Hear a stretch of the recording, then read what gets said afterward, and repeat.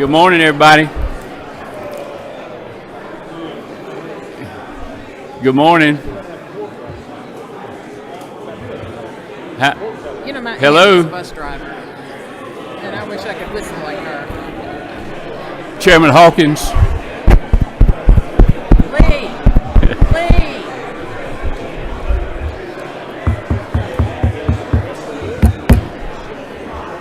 Good morning. Hello! Morning. Ashes. Morning. Thank you. Yeah. Thank you all for being here this morning. Sorry we're running a few minutes late. It's been a busy day, and I hope y'all don't have anything planned for the rest of the day or tomorrow.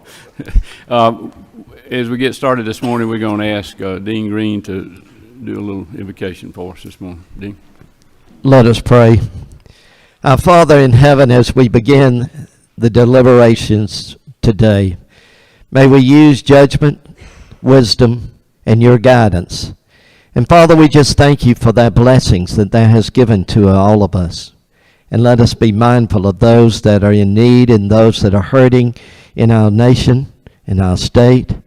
Let us be mindful too, Father, that we're here to do the people's will. Father, be with us now, guide us and direct us, and help us through the coming days as we move forward on these bills. And Father, we just thank you for that, Lord, and the Son that you gave on the cross for each and every one of us. And we thank you, O Lord, for those blessings. In thy holy name we pray. Amen. Thank you, Dean Green. Ladies and gentlemen, we got a lot of folks that want to present today, and we certainly want to give everybody an opportunity to do that, but we would certainly ask if you would please make your information as quickly as you can, as brief as you can, and when you begin to present, if you would tell us where it's located on the sheets, it'll help the members and us to move along in a more orderly fashion. So with that being said, let's go ahead and start. Go ahead. Thank you, Mr. Chairman and committee members. On page 7, we're going to be discussing HB 284. LC I'm working off of is LC 520236.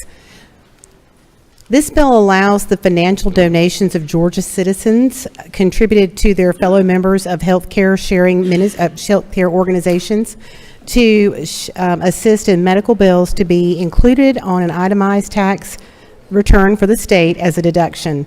These organizations are 501c3 organizations.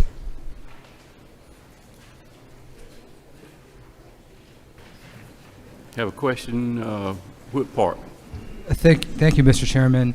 To the gentlelady, remind me, these healthcare sharing ministry organizations, they do not provide the 10 mandatory areas of coverage for any policies that would have to be on the federal or state marketplace. Is that correct? That's correct. They are not insurance by any means. They are organizations that like-minded people have joined. They donate. It's not required. They donate money to assist with others' medical bills, and it does go through the 501c3 organization, and all we're asking is that they'll be able to use that as a tax deduction, any donation they make. Thank you. Thank you. No more questions. Thank you both. Chairman Masiak.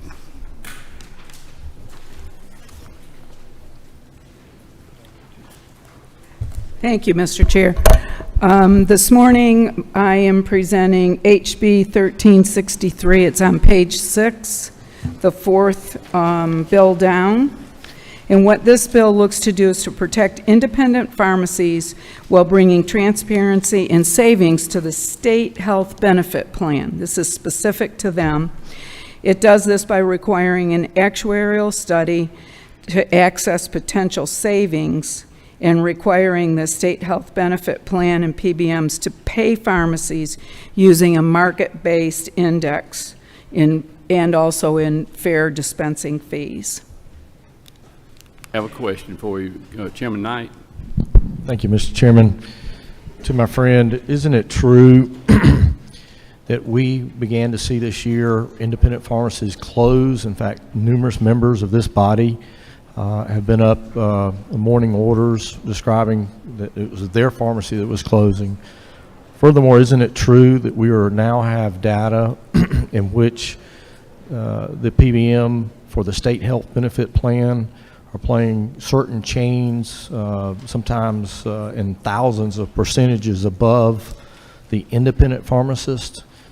And furthermore, isn't it true that it is also costing our state employees higher, they're paying more for those drugs because they're being responsible for the copay of those higher drugs. Isn't that true? Yes, sir.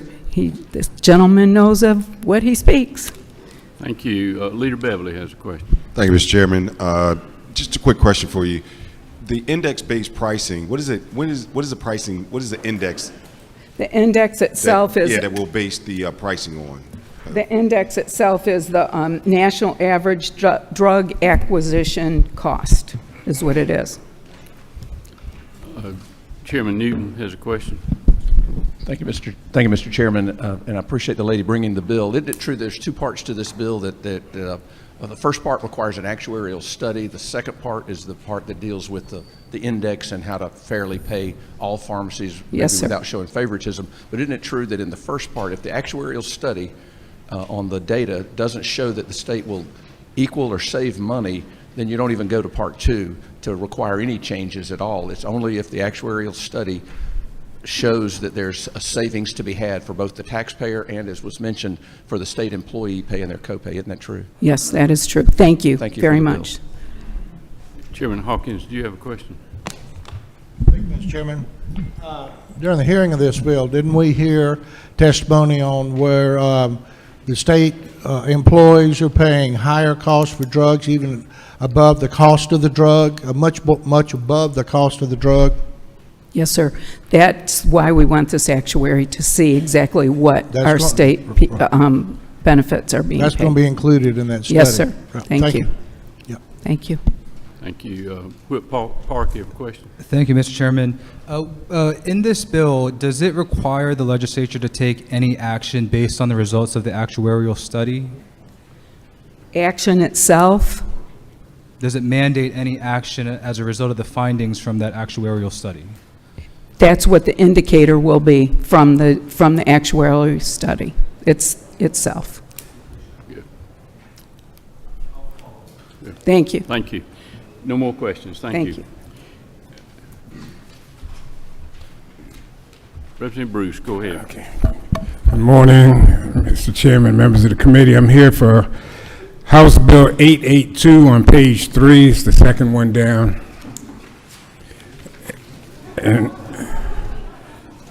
And what this bill will do, as you know, this legislature passed a bill several years ago to stop people from charging people to take mugshots down after they had been exonerated for whatever they were on trial for. And there are some companies that have found a way around that, where they post the pictures and then they charge to advertise, but they leave the people's picture up there. This bill is designed to address that issue, to stop them from putting mugshots out there until the person has actually been convicted of something. And it does not stop the local police or sheriff's department from doing what they need to do to solve the problems and the crimes in their community. This is a bipartisan bill that is co-sponsored by the chairman of both judiciary committees. That's it. Thank you, sir. Don't see any questions. Thank you. Come on up, ladies. Good morning. Thank you, Mr. Chairman and members of this committee. I'm here to present House Bill 1302, LC 520-524S. It is found on the yellow sheet on the 5th page, the 3rd from the bottom. HB 1302 provides for evidence-based mental health screenings pre- and postpartum whenever the practitioners deem it necessary. The screenings will be performed by physicians or other healthcare professionals who are providing prenatal, obstetric, or postpartum care of pregnant women. It is a bipartisan bill, and I thank you. Thank you, ma'am. Don't see any questions. Who's next? Come on up. Thank you, Mr. Chairman. This bill passed out of Committee of State Properties today, so House Bill 1379. I'm not certain it's on any sheet. It passed out this morning. Okay, House Bill 1379.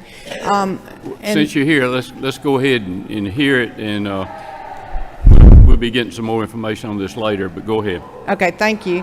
And I want to thank my co-sponsor, Representative Hagan. We are both fellow DAR members, and this is for a donated bronze marker to go on the Capitol grounds and one to go at the archives. It's being donated by the National DAR in commemoration of the 250th anniversary of America as one of the original 13 colonies.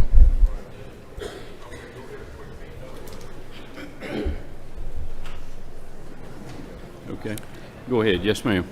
Yes, good morning, Representative Sandra G. Scott. I have a bill that was voted out of committee yesterday and one this morning, and I'd like to present both of those bills. One of them is HB 1323 substitute. And this bill is a Fair Business Practice Act to provide certain protections for veterans and other eligible persons applying for military benefits. That's HB 1323 substitute. Okay. And the other bill, if I could do the second bill, is HB 966. It is to provide for a placement in the Capitol buildings or grounds of a Braille American flag as a monument honoring blind veterans in Georgia. No questions. Thank you. Okay.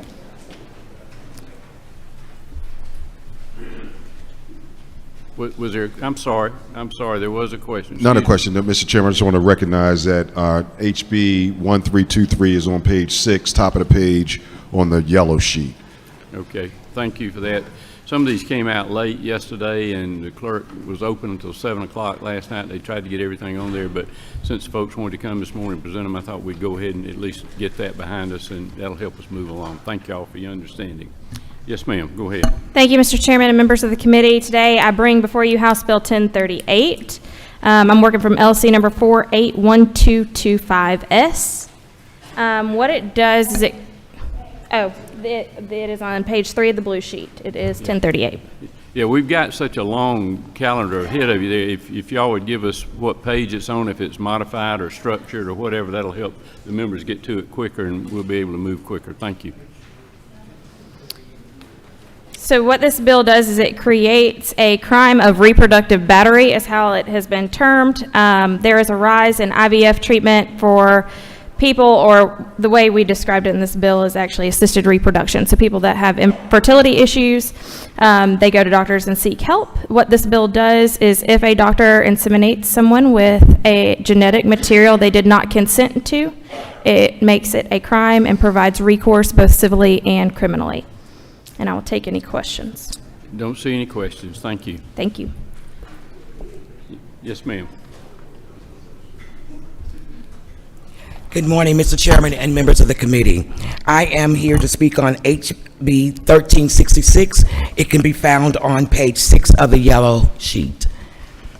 This bill just adds a state holiday and includes the month of April as Black Women's History Month. It'll be a month of uplifting, inspiring, educating, and celebrating all the contributions that have been given to this awesome state, and to join with the other holidays that we recognize. It has been commendation was from Governor Nathan Deal, and the city has given it a proclamation in the City of Atlanta City Council. Good. Thank you, ma'am. No questions. Thank you. Good morning. Thank you, Mr. Chairman, members of the committee. I'm looking at House Bill number 1314. It's at the bottom of page 5 on the yellow sheet. And it's LC number 540371S. This bill designates EMS as an essential service. It currently is not, and the bill has the support of the Georgia EMS Association. Okay. No questions. Thank you.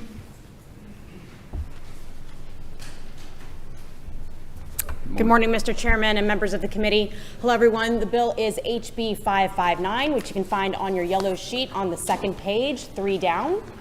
So this bill would take the wait time guessing game out of voting for parents with babies and toddlers. What it does is if you have a child that is 3 years old or younger, you can go to the front of the voting line if there's a line. That's a courtesy that we already extend to our voters who are 75 or older and have a physical disability, and it has bipartisan support. Thank you. Don't see any questions. Thank you. Yes, ma'am. Good morning. Thank you, Mr. Chairman, and all committee members. I will be speaking to H.R. 1229, LC 1280243ER, and it may not be on your form because we passed out of committee late last evening. It is an urgent congressional resolution asking the Department of Veterans Affairs and Congress to provide additional resources for elder care and nursing home access and expanded disabled residential programs for veterans. It is imperative at such a time as this that the public sees this body in a united front to support the veterans of our state. Georgia supports 13 Federal Department of Defense military installations and 54 Georgia Department National Guards and Reserves units. Currently, Georgia is actively forward deployed, and we would like to see additional resources for our veteran services. Thank you so much. I think we have a question for you. Yes, sir. Williams, is that? Thank you, Mr. Chairman. I was just going to say, it's on the yellow sheet on page 7, H.R. 1229. Oh, okay, thank you. About 2/3 of the way down. Thank you, sir. Thank you. No questions. Thank you. Thank you, sir. Chairman Lott. Thank you, Mr. Chairman. For the record, these gentlemen did offer me to come to the front before, but until you asked, I was not going to do it.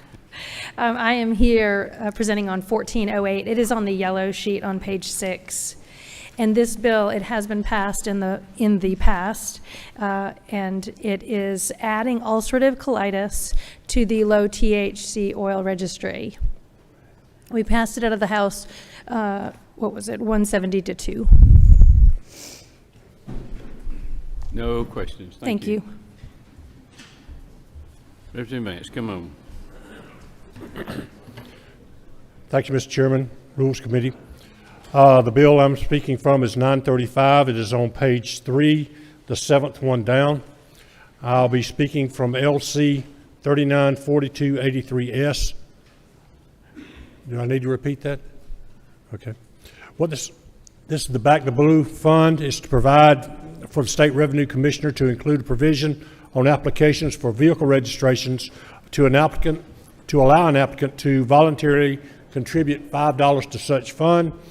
It requires the State Revenue Commissioner to distribute the monies from such fund annually to the Georgia Sheriff's Association, and the Georgia Sheriff's Association will then distribute those monies to the sheriff of each county of the state. And then the sheriff who is not eligible to receive any of these funds, it gives the sheriff the sole discretion to determine the manner in which the fund is used to provide bonus payments to certified peace officers employed under the sheriff. Thank you, sir. Don't see any questions. Thank you, sir. Jim DeLoach, how was your birthday yesterday? It was great, Mr. Chairman. Thank you very, very much. Mr. Chairman, members of the committee, House Bill 1370 is about the middle of page 6 on your blue sheets. The LC is 472707.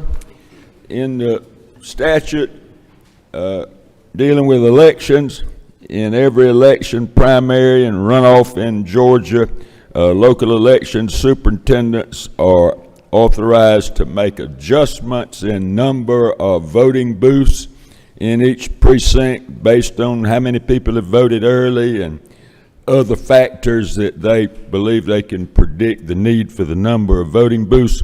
The exception to that is for statewide general elections. We have many areas in my district where as many as 65 to 70% of the people have voted before Election Day. These election superintendents across Georgia would like to have the same authority to make the adjustments in statewide general elections for the number of voting booths that they have in other elections. It's supported by the county commissioners, the association election officials, and our state election officials. Okay, don't see any questions. Thank you, sir. Wait a minute, I'm sorry, I do have a question. Chairman Martin has a Gentleman, question. yield for a question. I Yes. know but just to be clear, this wouldn't relieve them from any of the things that we have in law about keeping the lines down and so forth. So it would be up to the election superintendent to do the right thing by their voters. That is absolutely This is just giving correct. them the flexibility to be efficient without making anybody stand in a line longer than That's they have to. absolutely correct, and you will remember that we put in the statute a requirement that if they have lines over a certain period of time in a previous election, in the next election, they have to have more voting booths. Thank you. Okay, we have a question, one more question, Leader Beverly. Thank you, Mr. Chairman. Is there a possibility for them to reduce the number of machines within that space, or is this just, it gives them the ability to add machines if necessary? The statute that this takes this section back to says they may add to or reduce. Okay, thank you. And that's in the current code. Good. Thank you, sir. No more questions. Thank you. Come on up. Yes, sir. Thank you, Mr. Chairman, members of the committee. I bring before you today House Bill 1358. It's at the top of page 6 on the blue sheet. We are working from LC 394293S, and simply this bill abolishes the Georgia Regional Transit Authority and the Atlanta Region Transit Link Authority, transfers all of their assets, liabilities, employees, and budgets to the State Road and Tollways Authority. Okay, have a question for you. Leader Park. So help me understand this bill a little bit. This has significant changes to existing infrastructure with respect to regional infrastructure. What's the underlying policy purpose for this reason, other than simply eliminating duplicative bureaucracy? I know we've passed legislation here that was very carefully vetted, for example, to create the ATO Transit Link. But help me understand the underlying policy reasons for this and some of the implications and that this may result in for the Metro Atlanta region. Thank you for the question. The simple answer to that is yes, we're decreasing bureaucracy. We're cutting some levels of redundant authorities and agencies in the what's termed as a non-attainment area, which is primarily the 13-county Metro Atlanta area. GRETA, which is the Georgia Regional Transit Authority, and the ATL both perform a lot of parallel functions.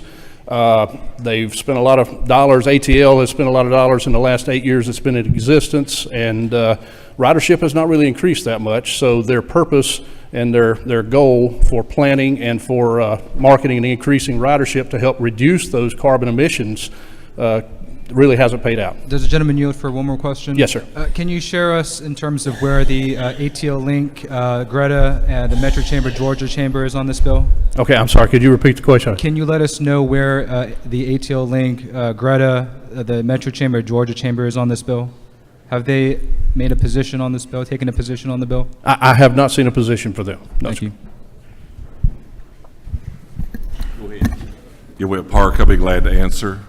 There have been no discussions. We have not heard any feedback about trying to make this whole program more, accurate and I think effective. I think is what we're trying to get to.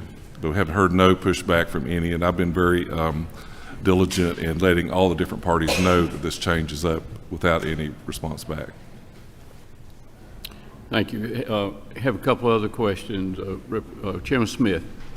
Gentleman, yes. Yes, ma'am. Essentially, to summarize this, is it not true that in no way are you diminishing services to the public? That is absolutely true. As a matter of fact, we're through the mechanism of this bill, we're actually allowing the government that is most closest to the people to take over some of these functions through the county commissions and the ARC. You have one more question. Chairman Martin. Gentleman, for a question, isn't it true? I'm in Fulton County, so this is near and dear to us, how the efficiency. Isn't it true what you're trying to do here is give all the employees in these organizations an opportunity to work closer together, be more efficient, and be more nimble to deliver solutions to the very public that they're supposed to. Isn't that what you're trying to do? Be more nimble? Yes, sir. That is absolutely true. And we got to understand, too, that CERTA and Greta have been administratively tied for many years, so the same staff has performed a lot of functions for those already. Thank you, Representative Anderson. See no more questions. Mr. Chairman, if I may, one other. Yes, sir. Go this ahead. is on page 5, 7 down from the top. House Bill 1253. I actually was in here asking for this bill a few days ago, and I understand there's a committee substitute that Chair Lady Smith presented yesterday. I would like for the committee's consideration on that also, please. Thank you, sir. Thank you. Representative Washburn. Thank you, Mr. Chairman. I'm presenting House Resolution 1041, which is on the blue sheet on page 8, the last page, next to the last item. We're working from LC 280615. This bill proposes a constitutional amendment that will allow counties and consolidated governments to choose an alternative method of assessing values of real property. That is the bill. I'll entertain any questions. Thank you, sir. I don't see any questions. Go ahead. Thank you, Mr. Chairman. Thank you to the committee. I'm working off page 1 under modified open rule, second one. It's HR 854. This is the transportation road naming bill. Important legislation. Yes, sir. No questions. Thank you, Representative. Thank you. Chairman Chokus. Thank you, Mr. Chairman, members of the committee. On page 2 of the blue sheet, about midway, HB 589 I bring to you today, and the LC number is LC 500795S. And this bill basically requires disclosures of all sources of non-governmental grant funding to any of the individual contractors that perform fiscal notes or economic analyses for the Department of Audits and Accounts. Currently, when we ask for these fiscal notes and economic analyses, our people at the Department of Audit sometimes are overwhelmed and they have to farm this out to different contractors. Most of the time, that is to like the Fiscal Research Center at Georgia State, the Carl Institute at UGA, and the Center for Business at Georgia Southern, but sometimes they're private entities, and we just want to make sure that we get unbiased opinions on these economic functions that they do. I'll be happy to answer any questions. Don't see any questions. Thank you, sir. Thank you, sir. Representative Mathis. Thank you, Mr. Chairman, committee. I'm on page 2 of the blue sheet, about a little over halfway down. It's HB 625. This is a substitute. It's LC 472949S. What this is a coroner's bill. It's been about 30 years since anything has been updated. This is to make them as full-time, and this be compensation for payment for coroners and deputy coroners. We feel like this is something that needs to be done so we can keep quality coroners and deputy coroners working for our state. As you well know, this House has put a lot of money into the GBI crime lab. We have trouble recruiting medical examiners. Coroner system in Georgia has worked very well. There's 154 counties that still have the coroner system. We think it's very good. What we're trying to do is make sure that we have quality people operating in our death investigations for the state. And that's pretty much the bill, Mr. Chairman. Thank you, sir. We have a question. Representative Williams. Thank you, Mr. Chairman. Thank you for the bill. I agree with you. Is there going to be a set floor for the salaries if they go full-time? Now, a great deal of the coroners have full-time occupations. What's the floor? They do. What this scale is now, whether you're elected a coroner or not, you're still on call 24/7. That's right. And when you are not on call, you do have a deputy coroner. And in the bill, it displays exactly what the coroner would be paid. It also gives a compensation for the deputy coroners and what they'll be doing. Now, I want to make sure that you understand some counties can go above this. This is just requiring that you have a coroner and one deputy coroner, but they can add others to it. Some counties have multiple deputies. Some go above this pay scale that is limited here that they have worked so hard on to get this scale. So, yes, sir, we believe they're full-time, even if they have another part, job. Quick follow-up, and what is that floor? What's the floor? If you look on page 3. I don't have it in front of me. Okay, I'm sorry. It starts with the amount of population. If you go from 0 to 5,999, it starts at 17,700 for a coroner. And then it moves up. We have some over 500,000 population goes to 105. And that's still a lot less than what a medical examiner is paid in Fulton, Cobb, Gwinnett, and DeKalb. And I want to make a point that these medical examiners in these counties that have the 4 counties that have that, they have death investigators, which is kind of like what deputy coroners are to a coroner. So that's the reason we think that we need to update this, because I think it'll be a great savings to the state if we stay in this system. Thank you, sir. Don't see any more questions. Thank you. Representative Yergin. Thank you, Mr. Chairman. Good morning, committee. I bring you House Bill 1293. It's on page 5 of the blue sheet, about 2/3 of the way down. House Bill 1293 would actually implement a taxpayer receipt, interactive taxpayer receipt, and budget simulator. I really think this might be something your constituents would enjoy. In the case of the taxpayer receipt, a constituent could put in their income and their age and basically get a breakdown of all the agencies and categories of spending in the state of Georgia. So they could tell how their hard-earned tax dollars being spent by the state. And you know, as we talk to folks, people don't realize where the dollars go in the state of Georgia, and this will be a very good tool for them. For instance, most folks don't realize what we spend on education in Georgia.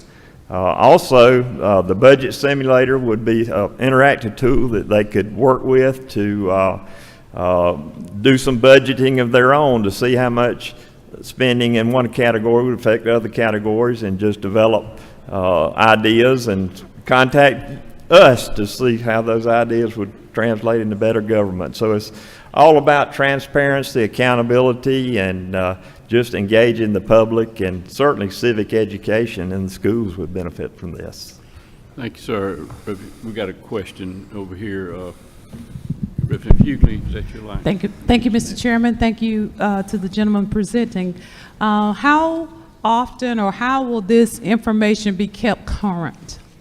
It would be certainly based on the current budget year, and then, you know, every year certainly it would be updated, and certainly with the amended budget it would be updated. So it'd be updated as based on our budget at the time. Chairman Jaspers has a question. Yeah, thank you, Mr. Chairman. Well, this would just include state taxes. That's correct. Not involving local school taxes. No, sir. No, not in any way. But we could implement a federal to let folks play with the federal if they want to do that. But I don't know that we want to do that. A lot of negative numbers there. Thank you. Let's see. I have one other question. Chairman Martin. Yeah, real quickly, serious question here. There are people that do this now for free, and it's already available. Why do we want to recreate that? Why would we go to the trouble to recreate that as a state? Well, what we would do is have a competitive bid process, and you know, whether it be a individual company that did it, or you know, state agency, Georgia Technology Authority, you know. But my question, you're talking about somebody going in. Is it true? You're talking about somebody going in and putting in their tax income liability and see how much they would potentially owe in tax, correct? Well, basically, it would be a tool for them, a simple tool that somebody could go online and put in their income and their age, and it would break down the categories. This is, you know, it would be an easy tool for somebody to use that didn't really know how to look at budgets for the state, and you know, they're all static, so this would be a tool that could simplify it for them and, you know, add to transparency in the state of government. No more questions, Reviewer. Thank you. Thank you. Come on up. Thank you, Mr. Chair. HB 1131, page 4, blue sheet, midway down. It's basically a school safety bill regarding training for students and teachers inside 6th through 12th grades on mass, I guess, violence or suicides. We'd have research-based education vendors provided, either profit or nonprofit vendors who provide the training. Also set up a 24 hotline, 24/7 for text or phone calls with the practitioner available as well. And again, we'd have, this would be a statewide reporting system where we'd have a nonprofit vendor available for this at no cost. And there's quite a bit more to it. It's a lot of research-based training. Actually, all the education people we talked to are support it, such as Paige, GSSA said good things, Gail, and others. Be glad to take any questions. I have a question. Chairman Knight, is that your line? Yes, sir. Thank you, Mr. Chairman. And thank you. And I apologize for not being read the bill yet. But so we're what you're saying is that there is, I guess, we're going to provide education to students on to help identify triggers in other students if they see some warning signs before a mass violence event would happen or a suicide or something like that. This is similar to the Sandy Hook's promise. I guess my question would be, what is that, and who? And you said there's nonprofits out there that are providing this. I guess what is that material, and do you know, who is the nonprofit or nonprofits that are interested in doing this? It's based on current research that's been developed and implemented already. You have some school systems in the state already doing it. And basically, it would be these professionals. The school system would choose which vendor they wanted to use that's been approved by DOE. They'd be given a list to choose from. And it's 1 hour training for the kids. It could be in person, could be online. And it's, again, to help kids identify other markers or, I'd say, triggers from students. Well, last comment, sir, is that I do have questions about the actual getting down to what is the training, and I've seen several instances about evidence research or yes, or that, and sometimes when you go follow that trail and really get into the rabbit hole from which it came, you find that that's not necessarily good good material. Yeah, this model right now is being implemented in Ohio and actually implemented in Louisiana as well. It's based on the Sandy Hooks. But question still stands. Thank you. Chairman Jaspers has a question. Thank you, Mr. Chairman. Back to the member. Okay, I can't see in here in a quick read of this what happens to the child who may be observed or what by this group that Chairman Knight described. What happens to them? How does this work for the student? Basically, if someone recognizes a teacher, staff member, they could, basically students too, they can use that hotline. There's a practitioner available. They'd contact the school safety team who would be identified. Most schools already have that in place as well now. And then they would work with the student for that issue. The professionals involved would already be trained. You have that set up now as well. So it'd be a coordinated efforts to identify that. Okay, I'm good. Thank you. Leader Beverly has a question. A quick question. What is the, I'm trying to wrap my mind around this. What is the precipitating event that would compel this intervention to happen? Or is it's going to be mandated across the board starting at a particular age, a particular grade? 6 through 12. 6 through 12. So it's mandatory. Yes. For 6 through 12 throughout the state of Georgia. whether Correct. it's a precipitating event or not in your district. I didn't hear the last question. So whether there's a precipitating event or not, this will be. No, we're mandated trying to across prevent the it. board. It's more on school safety. You're trying to prevent a mass violent incident happening at your school. It never happens in your home, never happens, in your neighborhood, but it does happen. You try to prevent suicides as well. Suicide prevention. No more questions. Thank you. Thank you. Come on up.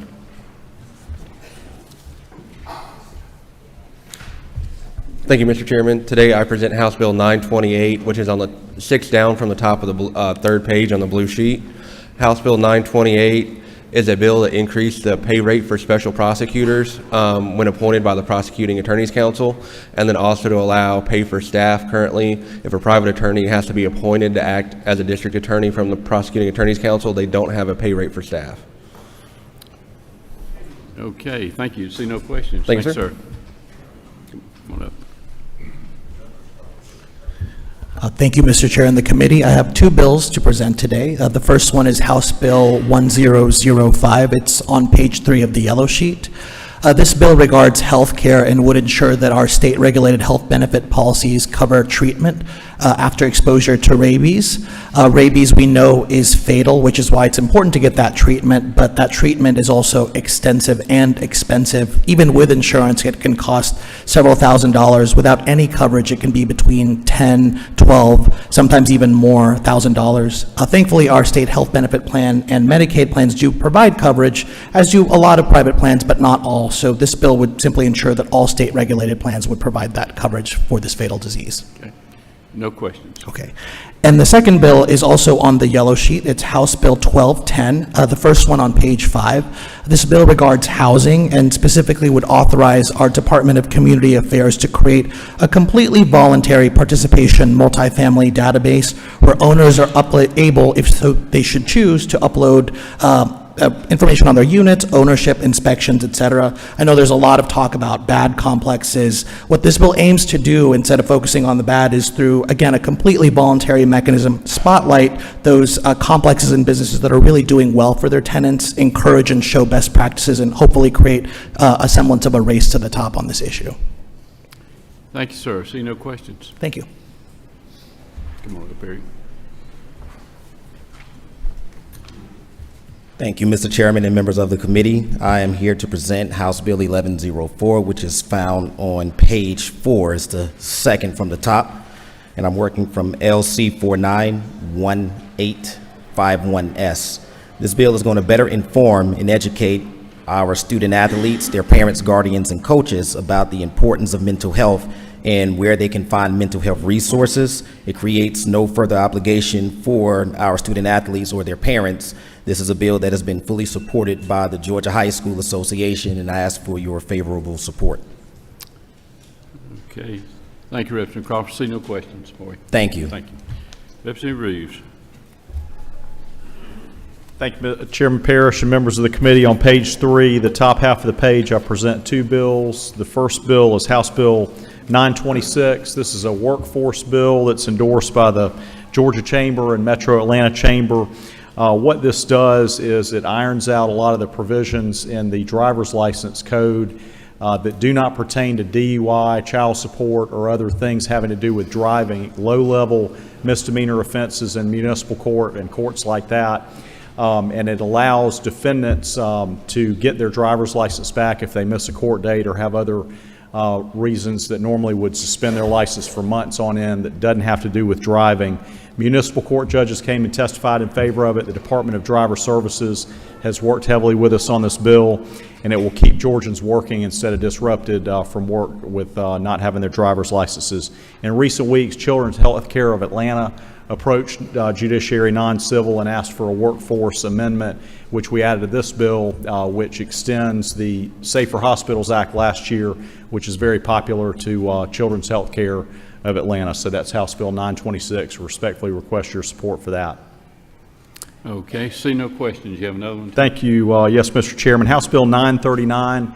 This is a bill that will, page 3, top half of page 3, House Bill 939. This bill will do what the military does with DUIs and other states do with DUIs, which is require a DUI education course within a short period of time if a driver petitions to get a temporary license after their DUI if they have blown a .08 or higher, or if they've had a blood test with that high of a blood alcohol level. Right now, there are limited circumstances where a DUI defendant would voluntarily take the course.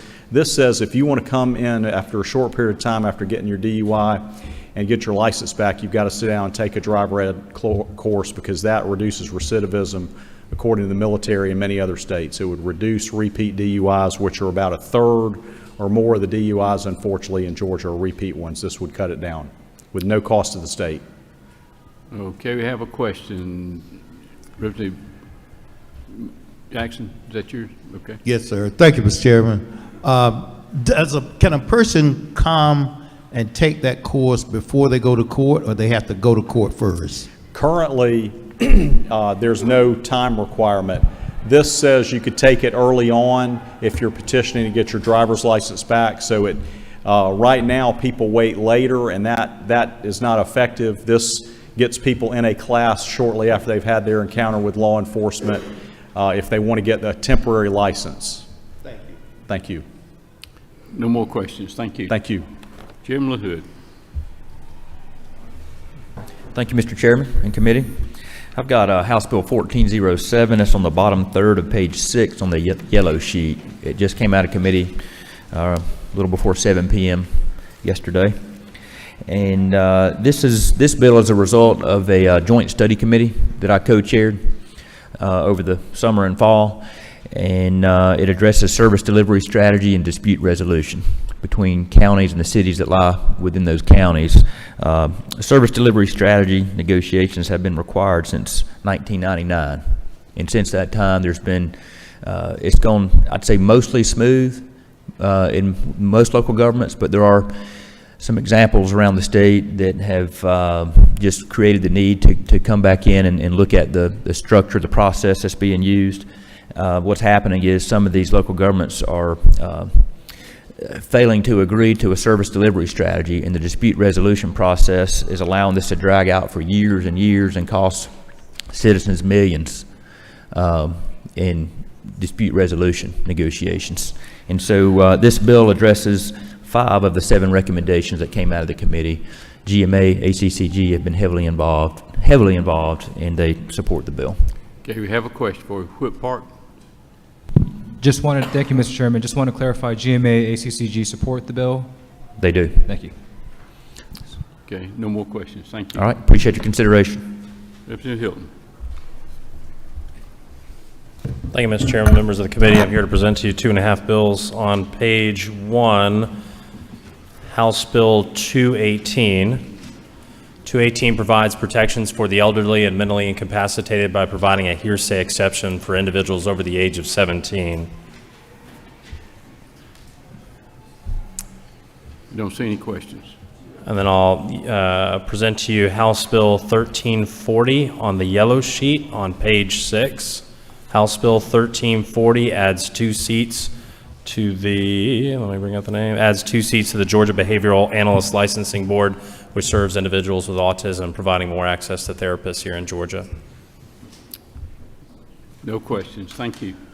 And then one last bill I'd like to ask for on behalf of Chairwoman Cooper, House Bill 1125.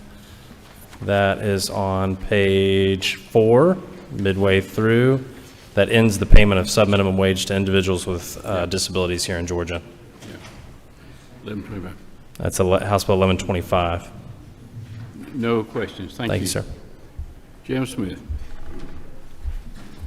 Good afternoon, Mr. Chairman, members of the committee. I bring to you today House Bill 565. That's going to be the eighth bill from the top on page 2. This is the TANF bill, and what this bill does, Mr. Chairman and members of the committee, this would actually increase the amount of savings a person can have. It also allows them to actually own a car. You've got a situation right now with a limitation on TANF benefits that people have to, we've heard specific cases of people having to sell their vehicle just to be able to get diapers for the children. So we saw this as an issue. This also increases the time limit a family can be on the program we made a change in committee that I want to draw your attention to and clarify. We are specifically increasing the monthly grants that set that at 30% of the 2024 federal poverty level. That will not adjust annually. It is set at the 2024 federal poverty level. Just so you know what that means in dollars, the current maximum monthly benefit for a family of 3 is $280. Under that amendment, the maximum monthly benefit for a family of 3 would be $646. We feel as if that the federal grant money we get with this program would actually cover this increase for the state. And I'll stand for any questions, Mr. Chair. Thanks, sir. Have a question. Chairman Cooper has a question. Thank you. Is it not true that that wage increase has not been changed since the early 80s? That's my understanding, Madam Chair. There's been no adjustment to it, correct? That's my understanding. Thank you. No more questions. Thank you. And Mr. Chairman, Representative Thomas asked me just to present to the committee House Bill 1361. That's the third from the top on page 6. This is the criminal part of the AI bills that we are trying to make sure that we enact here to prevent some of the issues we've seen across the state. You'll also see in that bill that it provides a new trespass portion of the code. We've had an issue over at the zoo with people jumping in animal exhibits. Well, if that animal attacks a human or, heaven forbid, kills a human, they have to put the animal down. Especially with these animals, some being endangered and not many left on the planet. This was a move that the zoo had requested we implement. Going to the AI part of that bill, Mr. Chairman, there was some contention in committee about this crime already being covered. However, we've discovered that it is not provided for. This would prohibit specifically, in addition to other matters, that you cannot have generation of a child's nude figure. That would make that a crime specifically. So it captures what the spirit of the already existing code would attempt to do. Thank you, sir. Don't see any questions. Thank you, Mr. Chairman. Representative Leverett. Good morning, Mr. Chairman. Good to be with you in the committee again. I appreciate this opportunity. I'm presenting House Bill 1409. This is actually not on your blue sheet. It got out of committee late last night. I want to thank Chair Lady Cooper and her committee for their patience and stamina working on this bill. This basically is intended to help ensure the provision of mental health care in our state and preserve the mental health care beds we have and even grow them going forward. Of course, this is a population that is desperately in need of service. It's very important that we provide that service to them, but they are at times a risky population to be served. So we're trying to extend to this population the same protections, or to the healthcare, mental health care providers, the same protections that we offer OBGYNs and ERs, mainly by changing the standard of fault from mere negligence to gross negligence. So we hope this would keep the ones we have and help encourage a greater proliferation of these kinds of services. It tends to target the mental health population, those providers, and that would include acute facilities that basically have to take anyone who presents, as well as long-term and the therapeutic foster care. And of course, that's what provides an alternative to hoteling. So we're hoping we can also address that concern with this bill. This bill reflects an agreement that was extensively negotiated between different portions of the industry and of the trial lawyers, and we believe it would make some good policy and help ensure that we can provide mental health care services to citizens in Georgia who need it so badly. Thanks, sir. We have a question. Chairman Newton. Hey, I want to thank the author for this bill. I know we passed mental health insurance parity a couple of years ago. We're working on it, but we've said all along that without the workforce, the team of psychiatrists, the psychologists, and all the other team providers that deliver that care, we're really going nowhere. Isn't it true that we also are decreasing barriers to new facilities by decreasing the regulation of certificate of need and hoping to speed that and fewer delays that will be associated? Doesn't this bill, in this bill, just one more additional tool for us to, as you say, retain and attract providers from other states so we could put the things together with both the facilities for indigent and Medicaid patients, but also I can tell you we need the inpatient beds too, because a lot of things just can't be figured out on an emergent outpatient basis. And so I really appreciate this bill, and it's true, this is going to make a big difference in the mental health capabilities in Georgia. Thank you, Representative Newton. As we say around here, the gentleman knows of what he speaks. Thank you, Chairman Levitt. I don't see any other questions. Thank you. Thank you. Jim Collins. Thank you, Mr. Chairman and members of the committee. I bring to you for consideration House Bill 1190. It's a very simple piece of legislation. I think we've all had constituents back home in our districts that have had issues receiving licensure from the Secretary of State's office. This bill is very simple. If you submit an application for licensure with the Secretary of State's office, after 60 days, if that application has met all the requirements, regardless if the board has met or not, that the division director shall be authorized to issue such license.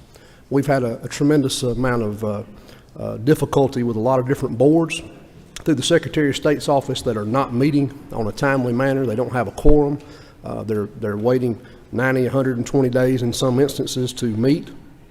We passed a lot of different measures in the House to facilitate the expeditious rewarding of licenses here in this state for a lot of different people, a lot of veterans' wives. And I said in committee that, this bill looks out for everyone. So that's essentially the bill, just 60 days. They're required to issue the license if the applicant has met all the requirements. Thank you, sir. We got a couple of questions. Chairman Knight has a question. Thank you. And to my friend, I know and I share some of the frustration that you've seen over the years, but I am cautious. I ask this in a question way that a number of the licenses are to professions. Yes. Okay. Those that have higher education, ethics, testing, and certain things. I have a concern. I'd ask your concern that should, in some of these cases, maybe like an engineer. We don't want a engineer who's not qualified to design a bridge, or one that has had liability issues in the past, or somebody that gets through that shouldn't be designing a bridge, because again, that licensure is to help make sure we're protecting the citizens. I get some of the issues of time, but in some of these things in the professional regard, are we setting an artificial time limit that says, hey, just because you met this time limit, you're automatically there, whether the person actually qualifies or not for that licensure, especially in some of the professional, the professions that are out there that are very complicated. They're in fiduciary responsibility and fiduciary positions with the public. To my friend who is much more well-versed in the legislative process than I am, I certainly appreciate that question. I would submit to you that it's not necessarily the passage of time, it's the fact that they have provided that application, they have met all the requirements, and that's been vetted by the division director. I mean, it's very, very simple in my mind. If we have requirements and those requirements are met, then the director shall just simply issue that license. I don't know that you necessarily agree with that, but I certainly appreciate your perspective, and thank you for it. Chairman Powell has a question for you.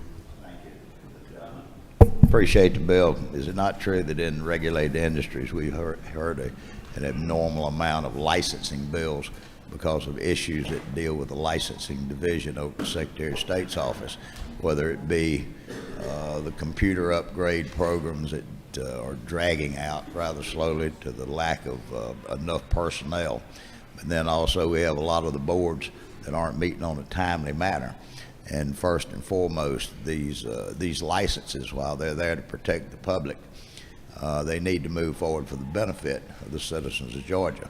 But as a secondary thought to that, the key language in this is on line 14 and 15. It says that verifies that all the requirements for the issuance of a license have been met. That's right. And this would allow the joint secretary or the division director, once those have been met, then they can be licensed at any time. The licensing board may come back in hindsight if there's something that slipped through the cracks. My friend from Hartwell knows of what he speaks, and have tremendous amount of confidence that the bills that come through your committee are vetted very well. Is it not true that we also dealt with House Bill 880 for the veterans' families, as well as several bills that Chairman Martin has had that he's wore us out on? And this is something that just absolutely should satisfy him dealing with the normal public. Absolutely. The gentleman knows of what he speaks. Thank you. Got a couple other questions. Whip Park has a question. Thank you, Mr. Chairman. So to be clear, this would apply to all licensing boards under the Secretary of State? Absolutely. Going back to lines 14 to 15 that Chairman Powell mentioned, who would be the person verifying that all the requirements are met? Would that be the division director? The division director, yes, sir. Is it the normal process in which the division director approves licenses or verifies those requirements where the board kind of is a rubber stamp, or does the board normally make the determination, or does that vary per industry? I can only speak for the process to which I went through when I received a professional license from the Secretary of State. You know, they're vetted, and then the board meets and votes on those. And I think they base that vote on recommendations from the staff of the Secretary of State's office, that particular board. Thank you. Chairman Newton has a question. Thank you, and thank you for this bill. I can tell you, I think most of us know that some of the biggest challenges we face are constituents who are not getting timely licenses, and the delays that does with the workforce. If you could just tell me a little technically on line 15 where it says the division director shall, which sounds like you must, be authorized, which sounds like you may. I'm just curious, is this permissive, or is it shall issue such license, or does shall be authorized mean you can, but you don't absolutely have to? I'm just not an attorney. I believe shall means shall. Shall be authorized to issue such license, so. Shall be authorized. Okay, thank you. Thank you. Thank you, sir. No more questions. Thank you. Appreciate y'all very much. I've got one more bill that's not on the sheet. It's 1239. And I'll be glad to come back a little bit later if I need to. It's on the yellow sheet. It is not on any sheet. Just come back. Okay. I'll come back. Thank you. Thank you. Chairman Petrie. Thank you, Mr. Chairman.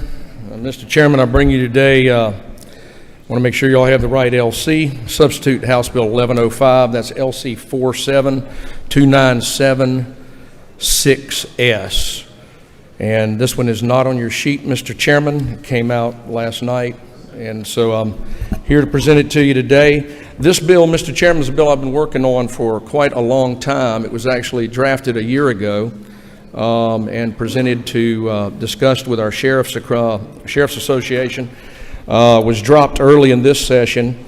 And the meat of this bill begins with an issue that in Title 42, and you'll see that in the measure 42.414, in Georgia law for 18 years, every sheriff is required to simply notify when a foreign national is an illegal alien, and I have to make sure I use precise language because people confuse this sometimes. But when a foreign national is in a Georgia jail of any kind, they have to currently, by Georgia statute, notify ICE through a system called LESC. That's a Law Enforcement Support Center. What we know is that many sheriffs are failing to do that. Some may be unintentionally so. Some very intentionally so. And so the bill begins with putting a penalty. If a sheriff who obviously exists to enforce our laws refuses to follow this law, it creates a penalty of a violation of oath of office, and subsequent offenses would be a misdemeanor of a high and aggravated nature. There are other provisions, Mr. Chairman, but if you want me to go more deeply, I can. But That's fine. Glad to answer any questions. Got a question. Whip Park has a question. Thank you, Mr. Chairman. Representative Petrie, I appreciate your hard work on this important issue. Thank you. And I certainly understand the importance of this issue as well. I do have some serious concerns on the bill. On line 70 to lines 82, is it not true that this bill creates a mechanism that would withhold state and federal funding from law enforcement agencies for lack of compliance? Yeah, so line 70 through 82 was an amendment to the measure by Representative Gaines, and that is correct. What it does, now remember, we already have sanctuary laws in this state. that do their best to withhold funding from certain jurisdictions. They have been ineffective, they do not work, and that's obvious by the fact that we do have sanctuary jurisdictions. But to your question, that is correct. So if the leadership of a county makes a decision to, remember, so a sanctuary law is a law that refuses for a local jurisdiction to work with ICE. That is the federal definition and the state definition. So if the leadership, a county, a city, chooses to enact such a policy, yes, they would go in knowing full well that they are going to forfeit those funds. That is correct, Mr. Whip. Thank you. So I've heard some legal concerns raised in which whether or not the state would have the ability to, for example, withhold state funding, or I'm sorry, federal funding, if no federal laws are otherwise violated, in which if this bill requires the state to otherwise withhold federal funding, that could cause a legal issue or challenge. Do you have any concerns with that aspect? I don't, Mr. Whip. This is language that has been used in other states and has been upheld, so I think we're safe there, but I certainly appreciate your concern and would be more than happy to discuss it more deeply with you before we take it up further. Would you yield for one more question? Yes, sir. One more, and then after that, y'all can get together offline and talk about it. How Yes, about sir. that? Thank you. Is it not true that this bill creates a misdemeanor for sheriffs or law enforcement in which if they don't comply with procedures that law enforcement or sheriffs could be charged under this bill with a misdemeanor? That is precisely, Mr. Whip, what I said earlier. That is correct. When a sheriff refuses to follow state law intentionally and violates the law, which puts I think most of us would agree, puts the public safety at risk, sheriffs should be held to the same laws we are. And so, yes, when someone refuses consistently, after violating an oath of office, they continue to violate state law, it would absolutely penalize them with a misdemeanor of a high and aggravated nature. That is correct, sir. Thank you. Okay, thank you. We're not going to debate that here this morning. We'll let y'all get together offline and talk about that. Thank you, sir. Thank you, Mr. Chairman.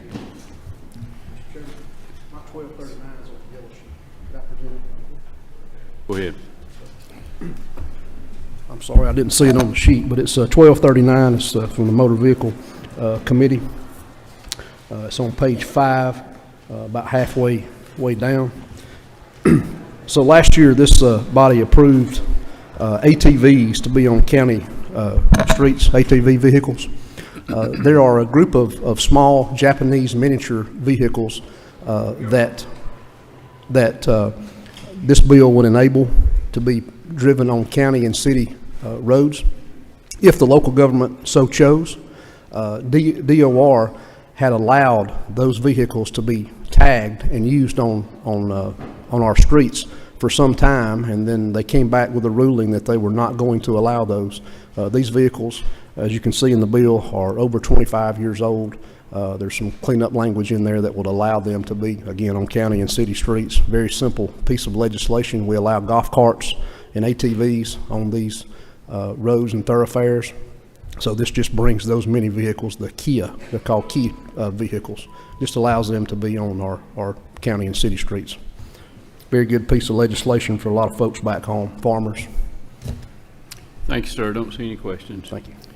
Okay, let's check the committee. Any members of the committee, if you would, punch your button, and I'll try to get to you. And if you have a question, raise your hand, because I got lights blinking all over everywhere here. Chairman Smith. Thank you, Mr. Chairman. I'd like to ask for House Bill 1253. It is to help our smaller counties who are struggling with financial obligations and needs. And may I please put my name by House Bill 1294, which adds natural gas to an area that GFA could fund. It is not at all a requirement. It's just another option, believe it or not. Thanks to our landfills, we're now able to create methane gas, which is something that could be harvested and used in our communities. Thank you. Thank you, ma'am. Chairman Stevens. Thank you, Mr. Chairman. On the yellow sheet, page 6, House Bill 1326 is our annual drug update bill. And I have two more. Yes, sir. Go ahead. On page 8, let's see, H.R. 1021 is the companion bill to House Bill 98. It's a constitutional amendment that allows counties to give property tax relief to senior citizens that volunteer. And last one is on page 4. House Bill 1146 is a stopgap measure for this massive economic development project we've got in Bryan County, which will allow, when counties can't supply water, don't have withdrawal permits, a local system to step in if they have permit temporarily. Don't see any questions. Thank you. Chairman Hitchens. I'd like to call House Bill. Pick up your microphone there, please, sir. House Bill 1233, it's page 5 on the blue sheet, the sixth one down. What it amounts to is the city of Fort Wentworth is currently being sued for $3.5 million for providing fire services outside their municipal limits. The reason for this is Georgia Supreme Court case, Bell Telecommunications versus versus Cobb County. And what they ruled in that case was 911 fees that weren't collected by 5 different telephone services were failed to remit, and the county sued. The Georgia Supreme Court said that they were taxes and not fees, so they didn't have to. In our case in Fort Wentworth, plaintiffs' attorneys are now broadening this reasoning to say that all fire services, all fire fees are illegal, and they are filing lawsuits in multiple jurisdictions. This bill clears that up for fire services. Thank you, sir. Don't see any questions, okay? Chairman Green? Thank you, Mr. Speaker, Mr. Chairman. The way you've been going up lately, you could be. I have 2 that, you get me that we have 2 that the House Rural Development Council listed as priorities, and that's House Bill 1294 and House Bill 1253. Okay, don't see any questions. Thank you. Representative Hughley? Thank you, Mr. Chairman. I bring H.R. 1164, which is road naming in honor of our former chair, Richard Smith.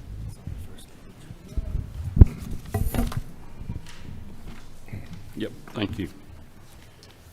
Okay, no questions on that. Representative Williams? Thank you, Mr. Chairman. On page 2 in its rightful place at the very top, HB 349.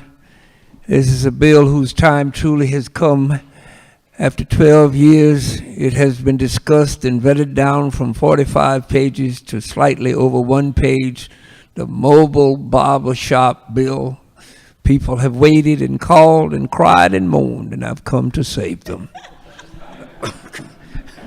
We appreciate your efforts. Yes, sir. Any questions? I don't see any questions. Thank you. Representative Holcomb. Thank you, Mr. Chairman. I present House Bill 1231.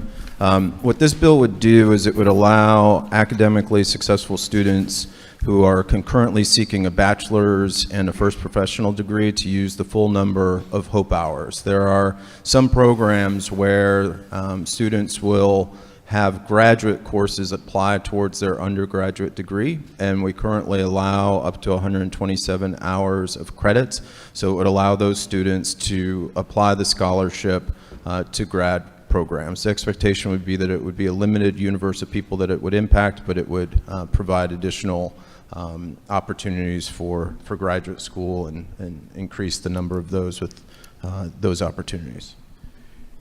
Thank you, sir. I don't see any questions. Okay. Chairman Hatchett. Thank you, Mr. Chair. I have HB 663. It's on page 2 of the yellow sheets that came out of health last night. This is the No Patient Left Alone Act. 3 years ago, this House passed House Bill 290, which dealt with hospital and long-term care facility visitation, and it didn't make it across the line, but this would create a new level of visitor that would be allowed to stay with loved ones during a sickness in the hospital or at long-term care facilities. Hopefully, if this is in place, it would prevent the visitation things that happen during the COVID pandemic would not occur again. Thank you. Don't see any questions. Chairman Gunter, is that you? Yes, sir. Thank you, Mr. Chair. I present to the committee House Bill 1221, the rule substitutes laying on your desk. This allows... Just hold up on that a minute. We'll get to that, okay? Okay. Chair Lady Cooper. Thank you, Mr. Chairman, and thanks for putting up with all our requests. I wish I had Representative Williams's voice, but I would like to ask for House Bill 1125. That's where a special group of companies that already get money from the state and from the feds pay our handicapped people 22 cents an hour, and I sure would like to see that stop. And also 565. It's been 45 years since mothers, mainly mothers on TANFs with children, have had a raise, and basically they are having real trouble affording even just groceries. So if I could also put my name by 1123 and 218, those are things needed for the elderly to help fight elder abuse. Thank you. Chair Lady Taylor.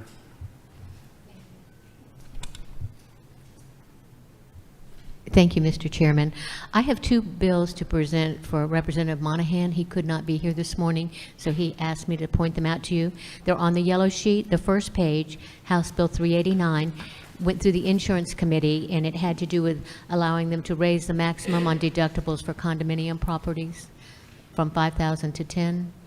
And the second one is on page 7 of the yellow sheet, and that has to do with, it's an HR 1066, and it's a urging resolution expressing support for the Iranian people that desire a democratic, secular, and non-nuclear, and that's his bills. And I also would like to ask for House Bill 1081, the preeclampsia testing bill. 1081, okay. Thank you. Chair Lady Dempsey, you had a request? Yes, thank you, Mr. Chairman. So the bottom of page 2 on the blue sheet, House Bill 839. This is the social work licensure compact to facilitate the interstate practice of licensed social workers and improve public access to competent social work services. They would fall under the authorizing and regulated state in which they function. Also, we picked up another one, was added to this, the Interstate Massage Compact from Representative Houston Gaines is attached to this as well. Okay, thank you. Representative Knight. Thank you, Mr. Chairman. I'd like to put my name behind HB 924, the white bagging bill, and HB 1363, dealing with our state health benefit plan and the PBMs. Okay, thank you. Chairman Martin. Thank you, Mr. Chairman. Ladies and gentlemen, I bring to you House Bill 1225. This just deals with the situation where a highly municipalized county has a minority of a population but can still stop a loss because of the loss negotiations. What this does is provides a fallback if they can't agree for the county to get their population share. We hope everybody will get along and it'll never be used, but if it is used or if it is necessary, it lets the majority continue to drive the loss distribution process, respecting the minority. Okay, don't see any questions. Thank you. Chairman Blackman, you have a request? Yes, sir, Mr. Chairman. Thank you, members of the committee. Third down on page 2, under modified structure, House Bill 426 provides that certain election documents are subject to open records requests. And a couple more. See here on the back page 8, the very bottom under structured is HR 1115. It establishes a qualified low-income housing projects to be classified as a separate class of property in Georgia. We have passed this bill previously as a general bill, but it was legally determined that it required a CA. Then on behalf of Chairman Williamson, HB 1023, it is 1, 2, 3, 4, 5, 6th, I think, on page 7 under structured down, and it had already made it through here and put on the calendar, but we had to fix a section in the substitute that it was inadvertently included on net worth tax. Thank you, sir. Chairman Powell. Thank you, Mr. Chairman. I'd like to ask once again for House Bill 17, the chain of custody for secured boxes as they're transmitted with the security tape and the chain of custody form. What was that number again? House Bill 17, first page. Okay, thank you. I'd also like to ask for HR. I'd like to put my name beside HR 1041, Representative Washburn's bill. Property tax is the most complex and the most misunderstood area of property taxation is appraisals and assessments. And this would give another tool to moving forward about changing that. And then last but not least, I'd like to put my name beside Representative Williams' mobile barber bill before the committee absolutely jumps ship over this dealing with cosmetology. Thank you, sir. Okay, Chairman Hawkins. Thank you, Mr. Chairman. I'd like to put my name next to House Bill 924. This bill deals with discriminating against certain healthcare facilities and providers, and it does provide for patients with choice with holding insurance companies accountable for in-network contract agreements. The second bill is 1363. That's on page 6. This is an important bill we heard in our committee. What this bill does is it calls for simple parity for prescription payments by insurers to independent pharmacists. I feel this is a very important bill for the independent pharmacists of our state. Thank you. I agree with you. Thank you. Chairman Smith, did you have another request? Thank you, Mr. Chairman. Is it not true that it is obvious to the people in this room that Representative Williams has for a long time had a very close shave? Okay. Is that Representative Jackson? Did you have a request? Thank you, Mr. Chairman. I'd like to put my name beside House Bill 1005 and House Bill 1210 and House Bill 159. Thank you, sir.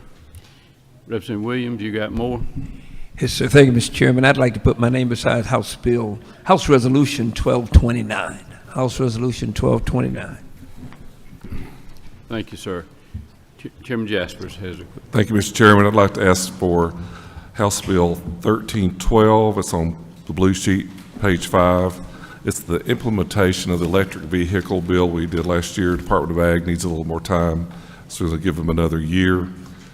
And also like to ask for House Resolutions 1215. It's on the yellow sheet. It's the naming of 2 roads in Gilmer and Fannin County for Speaker Ralston. Okay, did we get requests from all the members, everybody? One more. Thank you, Mr. Chairman. Is it possible for me to put my name next to all the Democratic bills? We'll note that, okay? Thank you, sir. Thank you. Leader Beverly. And Mr. Chairman, I just want to second that. Duly noted. Thank you. Okay, hold on a second.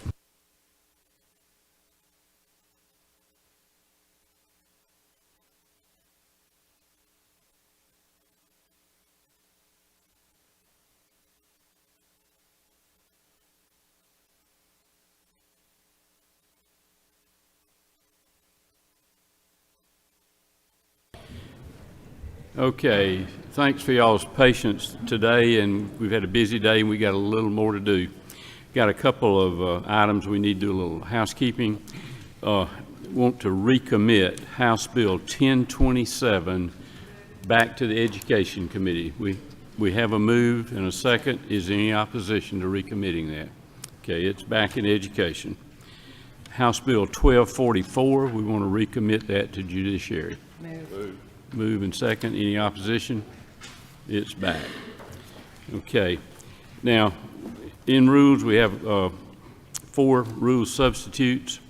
Let me remind the authors, if we're doing these rule substitute, we're going to bring up here in just a minute, you're going to need to get 40 copies of these made and bring with you It's going to be your responsibility to get the copies made and bring those with you. You can go to the clerk's office or elsewhere, but we need 40 copies of those so that we can try to keep things moving online, okay?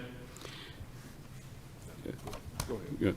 All right. First one, Leader Illustration, House Bill 1410, LC 550274, S. Which one? This one? Thank you, Mr. Chairman. This is on page 6 of the blue sheet, HB 1410, and the substitute. The chair just read the LC number. This bill would create a framework for local nonprofits and authorities to implement voluntary programs for the homeless with a structure similar to the accountability court system where we've seen such great success. This is not tied to federal fair housing and would allow for private contributions to support these types of programs as well. The substitute just addressed 2 typos, just moved language where it needed to be and clarified 1 point. No substantive change. Would ask for the favorable consideration of the substitute. Okay, you've heard the explanation of the substitute for House Bill 1410. Is there a motion? Excuse me, I'm sorry. We heard the explanation. Is there a motion? Motion. We have a motion. Second. Any opposition? Okay, that's approved. Thank you. Well, there we go. House Bill 1093, substitute, Whip Burchett.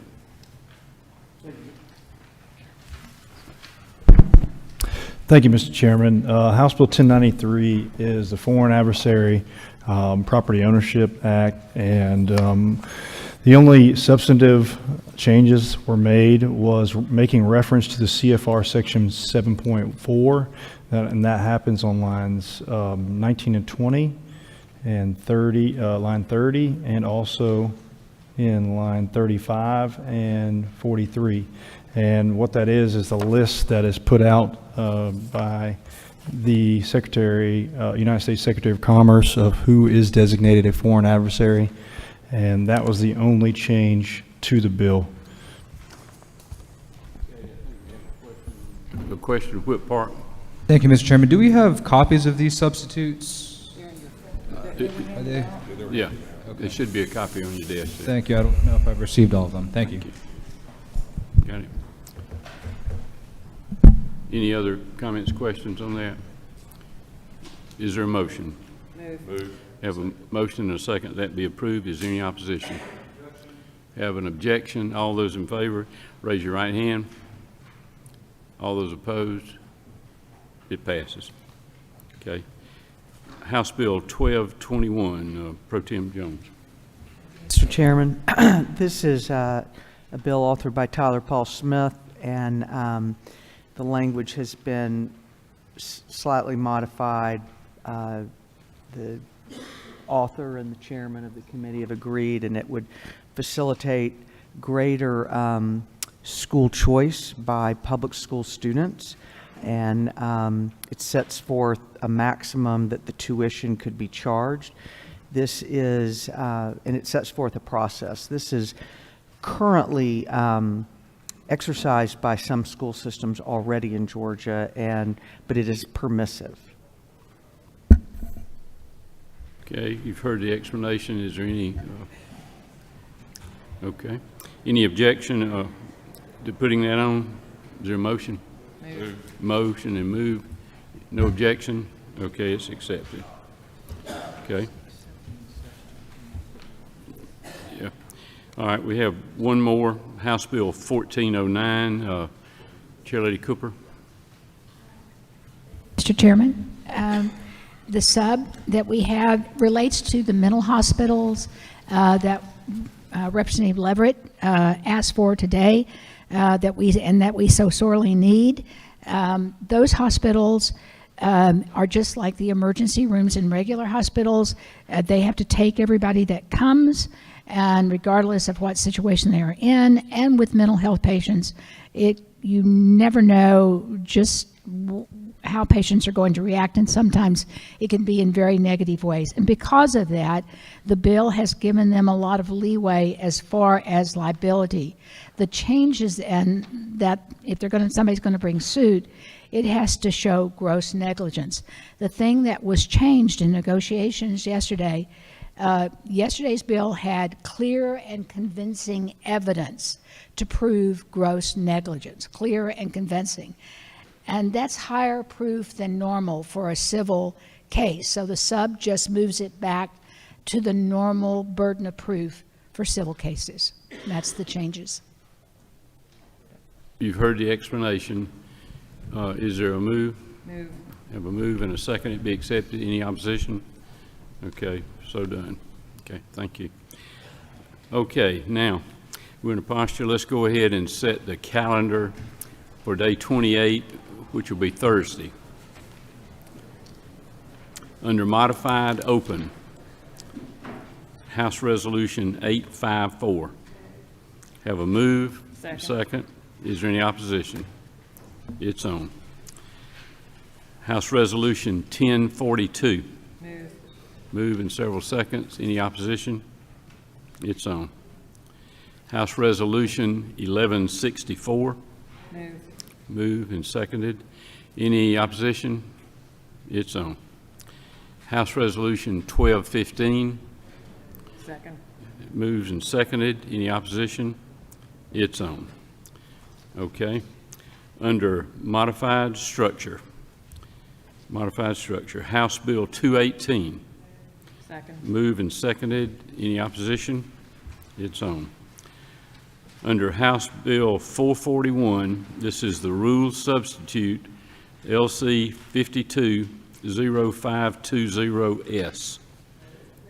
Have a move and second. Any opposition? It's on. House Bill 499. Second. Move and seconded. Any opposition? It's on. House Bill 583. Second. Moved and seconded. Any opposition? It's on. House Bill 589. Second. Moved and seconded. Any opposition? It's on. House Bill 617. Second. Move and second. Any opposition? It's on. House Bill 625. Second. Move and seconded. Any opposition? It's on. House Bill 839. Second. Move and seconded. Any opposition? It's on. House Bill 846. Second. Move and seconded. Any opposition? It's on. House Bill 910. Second. Move and seconded. Any opposition? It's on. House Bill 924. Second. Moved and seconded. Any opposition? It's on. House Bill 926. Second. Moved and second. Any opposition? It's on. House Bill 935. Second. Moved and seconded. Any opposition? It's on. House Bill 1017. Second. Moved and seconded. Any opposition? It's on. House Bill 1053. Second. Moved and seconded. Any opposition? Have an objection. All those in favor of wanting to add House Bill 1053 to the calendar, raise your right hand. All those opposed? It's on. House Bill 1096. Move. Moved and seconded. Any opposition? It's on. House Bill 1099. Move. Moved and seconded. Any opposition? It's on. House Bill 1104. Second. Moved and seconded. Any opposition? It's on. House Bill 1122. Second. Moved and seconded. Any opposition? It's on. House Bill 1146. Have Second. moved and seconded. Any opposition? We have an objection. All those in favor of putting 1146 on, raise your hand. All those opposed, like sign. It's on. House Bill 1190. Second. Moved and seconded. Any opposition? It's on. House Bill 1201. Second. Moved and seconded. Any opposition? It's on. House Bill 1223. Second. Moved and seconded. Any opposition? It's on. House Bill 1231. Second. Moved and seconded. Any opposition? It's on. House Bill 1253 by sub. This is a rule substitute. LC 472957S. Have a move and a second. Is there any opposition? It's on. House Bill 1255. Moved. Moved and seconded. Any opposition? It's on. House Bill 1283. Second. Moved and seconded. Any opposition? It's on. House Bill 1292. Second. Moved and seconded. Any opposition? It's on. House Bill 1312. Second. Moved and seconded. Any opposition? It's on. House Bill 1335. Second. Moved and seconded. Any opposition? It's on. House Bill 1338. Second. Moved and seconded. Any opposition? We have an opposition. Okay. On 1338? Okay. There's an opposition on 1338. Those in favor of putting 1338 on, please raise your hand. All those opposed, raise your hand. It's on. House Bill 1344. Second. Moved and seconded. Any opposition? It's on. House Bill 1358. Second. Moved and seconded. Any opposition? Have an objection? All those in favor, raise your hand. All those opposed? It's on. House Bill 1409, Rules Substitute, LC 339691 ERS. Have a move and a second. Is there opposition? It's on. House Resolution 302. Have a move and a second. Any opposition? It's on. Almost done. Under structured, House Bill 1023. Second. Move and second. Any opposition? Have an objection? All those in favor, raise your hand. All those opposed? It's on. House Bill 1052. Move. Moved and seconded. Any opposition? It's on. House Bill 1116. Second. Moved and seconded. Any opposition? It's on. House Bill 1180. Move. Second. Moved and seconded. Any opposition? Have an objection? 1180. All those in favor, raise your hand. All those opposed? It's on. Okay. Now I'm going to recognize Vice Chair for a motion. Thank you, Mr. Chairman. I move that pursuant to Rule 33.3 that all debate be limited to 1 hour, time to be divided at the discretion of the chair. Thank you. You've heard the motion. Is there a second? Any opposition? Have opposition? Those in favor of limited debate, raise your hand. Those that are opposed, like sign. The motion passes. Okay. My bad here. I forgot to add one. House Bill 1197. Move. House Bill 1197. It's under structure. Structured. 1197. Have a move and a second. Is there any objection? House Bill 1197 is added to the calendar. Okay. And let me read these over for you, just so you can plan your day. Under, this is for Thursday, under modified open, House Resolution 854, House Resolution 1042, House Resolution 1164, House Resolution 1215.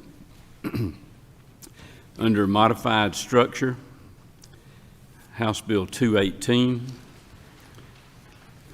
House Bill 441 by substitute, House Bill 499, House Bill 583, House Bill 589, House Bill 617, House Bill 625, House Bill 839,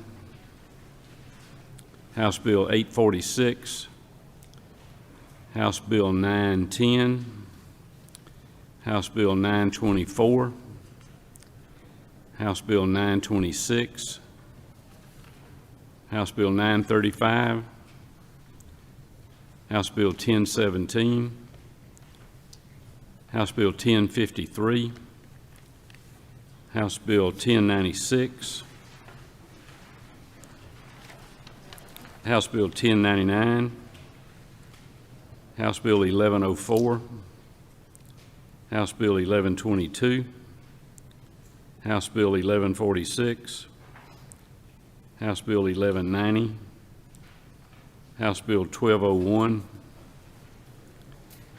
House Bill 1223, House Bill 1231, by rule substitute, House Bill 1253, House Bill 1255, House Bill 1283, House Bill 1292, House Bill 1312, House Bill 1335, House Bill 1338, House Bill 1344,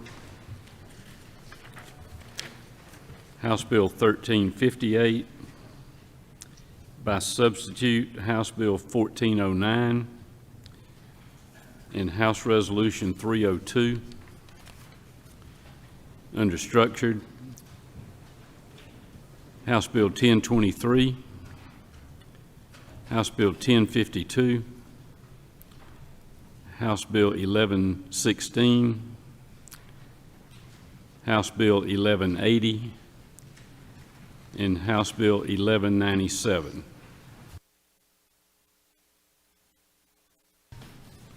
That concludes our list. We'll adjourn the meeting. Thank you for your patience today.